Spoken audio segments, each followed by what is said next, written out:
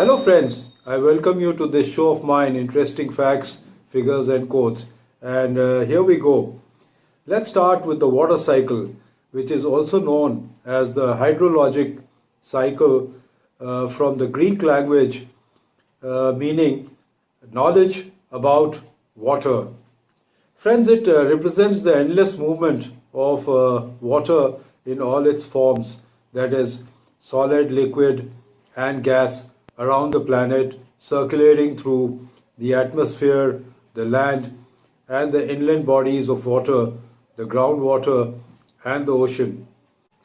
The atmosphere contains only 0.001% of the Earth's water at any given time, yet it serves as the chief agent in the water cycle.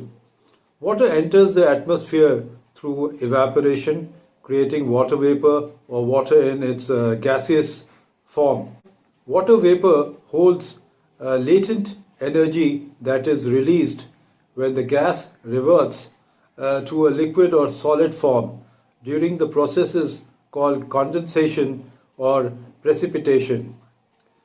Since oceans contain most of the water in the planet, they make the largest contribution into atmosphere, you could say some 85%. The rest comes from surface water, evaporation, and transpiration from plants. As and when the sun warms up, the surface of the earth water rises. It turns to a gas or evaporates. Water vapor form clouds. Eventually, the water returns to a liquid state and falls into the earth in the form of precipitation.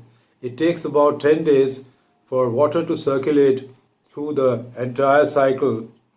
Water cycles through three phases: solid, liquid, and vapor, and through many locations such as underground, in bodies of water, in soil, and in the atmosphere all the time. The total volume of water on Earth has remained constant since the planet's formation. 2. India is the world's second largest English speaking country. Yes, I'm right. India is second only to the US when it comes to speaking English, with around 125 million people, or you could say 12.4 crore, speaking the language, which is only 10% of our population. This is expected to grow by quite a margin in the coming years. 3. The hippopotamus, or the river horse, or the Daryai Ghoda as you call it in Hindi, spends up to 16 hours a day submerged.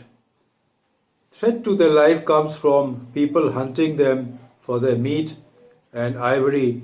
In this case, they are the teeth of the hippos.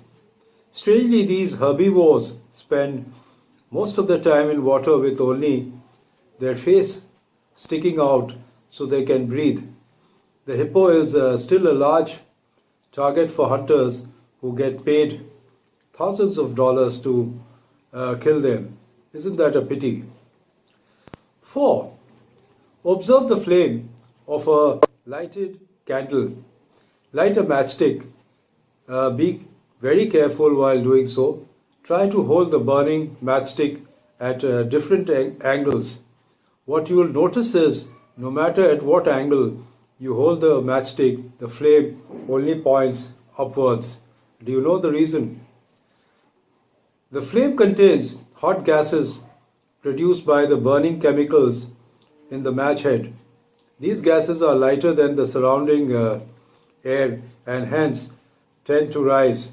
Because of this, the flame also rises upwards. 5. Let's talk of an interesting eponym, and the eponym is boycott. How did boycott become an English word? It means to refuse to do business with someone. The word comes from Charles C. Boycott. He was born somewhere around 1832 and he died around 1897. He was an Irish land agent. Boycott refused to conform to land reform supported by the Irish Land League.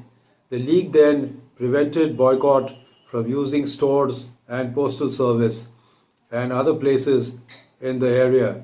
Today, Boycott is an important tool in the campaigns against unjust rules and social conditions. And that's how this word boycott came into existence. So, friends, that's all I have for today. Goodbye and see you soon.